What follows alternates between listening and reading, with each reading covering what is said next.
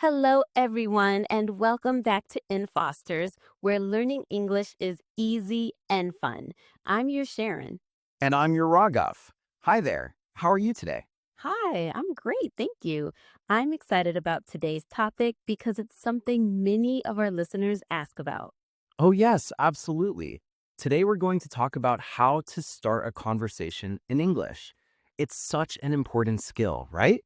Exactly. Many people know lots of English words, but they feel nervous about starting conversations. So today we'll make it simple and fun. And before we start, everyone, please remember to subscribe to Infosters, give this video a thumbs up, and share it with your friends. It really helps us create more content for you. Yes, please do. We love having you here with us on Infosters. So, why do you think starting conversations is difficult for English learners? Well, I think it's because people worry about making mistakes or not knowing what to say next. But the truth is, starting a conversation is actually quite simple once you know some basic phrases. That's so true. And the good news is that most conversations start with very simple, everyday topics. You don't need to talk about complicated things. Exactly. So let's start with the basics. What's the most common way to start a conversation? The most common way is probably asking, "How are you?" or "How's your day going?" These are perfect conversation starters because everyone can answer them. Yes. And here's a tip for our InFosters viewers. You don't need to give a long answer. You can simply say, I'm good, thanks, or pretty good. How about you? That's right. Let's practice some basic conversation starters. Can you give us some examples? Of course. Here are some easy ones. Nice weather today, isn't it? How was your weekend? Are you from around here? What do you do for work? These are perfect. And notice how they're all simple questions that people can answer easily. You're not asking anything too personal or complicated. Exactly. Now, let's talk about different situations. How would you start a conversation with a classmate or colleague? Good question. With someone you see regularly, you can say, "How's your morning going? Did you have a good lunch? Ready for the weekend? How's the project going?" These are great because they show you care about the person and they're easy to answer. And what about with strangers, like in a coffee shop or waiting for the bus? With strangers, keep it light and friendly. This coffee smells amazing. The bus is running late today, isn't it? Excuse me, do you know what time it is? Have you been waiting long? I love these examples. They're natural and not too personal. Now, what about giving compliments as conversation starters? Oh, yes, compliments are wonderful conversation starters, but keep them simple and appropriate. I love your bag. Where did you get it? Your English is really good. That's a nice jacket. Perfect. And here's an important tip. After someone answers your question, always follow up with another question or comment. Don't let the conversation die. That's excellent advice. For example, if someone says, I'm good, thanks, you can say, That's great. Any fun plans for today? Exactly. Keep the conversation flowing. Now, let's talk about some topics that work well for A2 and B1 learners. What are some safe, easy topics? Safe topics include weather.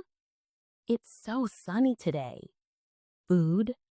Have you tried the new cafe downtown? Weekend plans. Any exciting plans for the weekend? Hobbies. What do you like to do in your free time? Travel. Have you been to any interesting places lately? These topics are perfect because most people have opinions about them and they're not too personal or controversial. That's right. And remember, you don't need to be an expert on these topics. Just show genuine interest in the other person's answers. That's right. Now let's practice some real conversations. Let's do a role play. I'll be someone waiting for coffee and you start a conversation with me. Great idea. Here we go. Excuse me, this line is moving slowly today, isn't it? Yes, it really is. But their coffee is worth the wait. Have you been here before? Actually, this is my first time. A friend recommended it. What do you usually order? I love their cappuccino. It's really smooth. Are you new to the area? See how natural that was? We started with a simple observation about the line, then moved to talking about coffee, and then to whether I'm new here. Exactly. Each question led naturally to the next topic. This is how real conversations work. They flow from one topic to another. And notice we used simple vocabulary and short sentences. You don't need complicated words to have a good conversation. That's such an important point. Simple and clear is always better than complicated and confusing. Now, let's talk about body language. What should people remember about body language when starting conversations? Great question. Remember to make eye contact but don't stare, smile genuinely, stand at a comfortable distance, use open body posture.